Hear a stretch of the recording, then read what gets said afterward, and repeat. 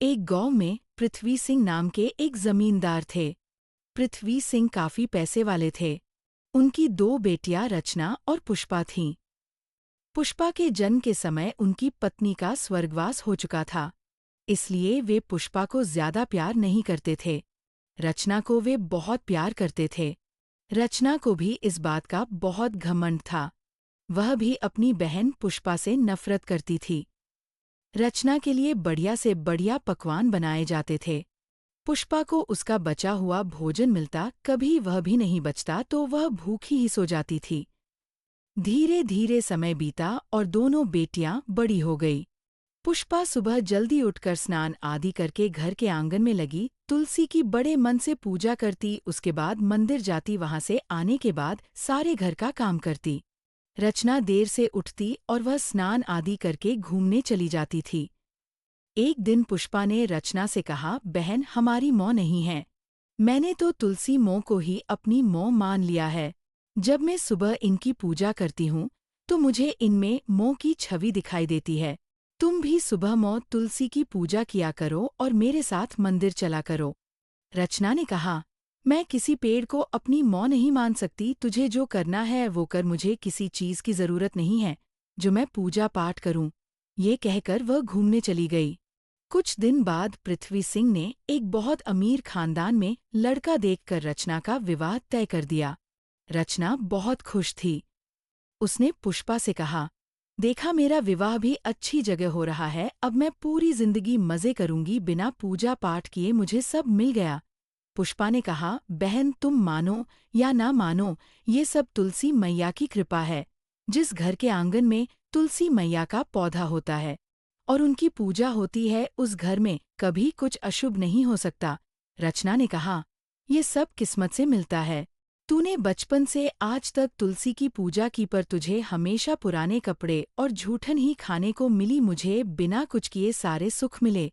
पुष्पा ने कहा, बहन, इतना घमंड करना ठीक नहीं है। अब तुम इस घर से विदा होने वाली हो। एक बार तुलसी मैया का आशीर्वाद लेकर ही अपनी ससुराल जाना, वहां भी तुम्हें कोई कष्ट नहीं होगा। तभी पीछे से पृथ्वी सिंह की आवाज आई, तू अपनी चिंता कर, रचना को कोई कष्ट नहीं हो सकता, क्योंकि उसके लिए मैंने ऊंचा खानदान देखा है और खूब दान दहेज देकर उसे विदा करूंगा। इस सब में तुलसी की पूजा पाठ से कोई फर्क नहीं पड़ता। तब पुष्पा ने कहा, पिताजी, भगवान की मर्जी के बिना तो एक पत्ता भी नहीं हिल सकता। ये सब भगवान की ही कृपा है।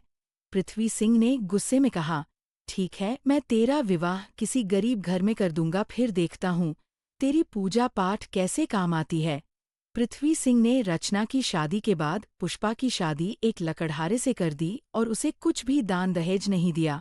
पुष्पा खुशी खुशी अपने पति के साथ उनकी छोटी सी झोपड़ी में रहने लगी। वहीं आंगन में तुलसी मैया का पौधा लगाकर उनकी पूजा करने लगी। कुछ दिन बाद बरसात का मौसम शुरू हो गया। ऐसे में लकड़ी काटने का काम नहीं मिल पा रहा था।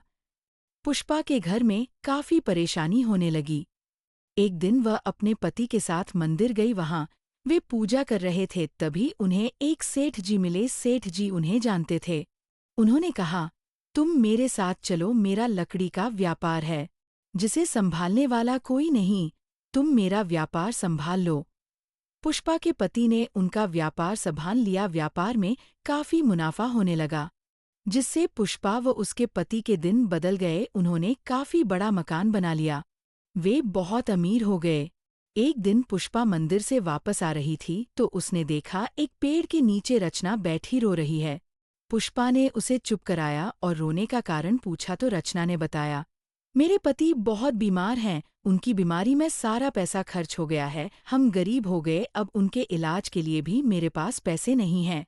उधर पिताजी का व्यापार भी बंद हो गया। मुझे अपनी करनी पर बहुत पछतावा हो रहा है। मैं जिंदगी भर तुलसी मैया को बुरा भला कहती रही, इसी कारण मेरा ये हाल हुआ है। और तुम्हारे जाने के बाद पिताजी ने आंगन में लगे तुलसी के पौधे की देखभाल नहीं की, जिससे वह सूख गया और उसके साथ ही घर की सुख समृद्धि भी चली गई। तब पुष्पा रचना को अपने घर ले गई, उसे काफी धन दिया। रचना ने उससे अपने पति का इलाज करवाया। कुछ दिन बाद पुष्पा अपने पिता के घर गई। पुष्पा के पति ने पृथ्वी सिंह के व्यापार में पैसा लगाकर उसे फिर से पहले जैसा कर दिया। पृथ्वी सिंह अपने किए पर बहुत पछता रहे थे। सबने मिलकर आंगन में मौ तुलसी का पौधा लगाया और नियम से मौ की पूजा करने लगे। आप लोगों को इस कहानी से क्या सीख मिली कमेंट में ज़रूर बताएं। साथ ही चैनल को सब्सक्राइब कर ले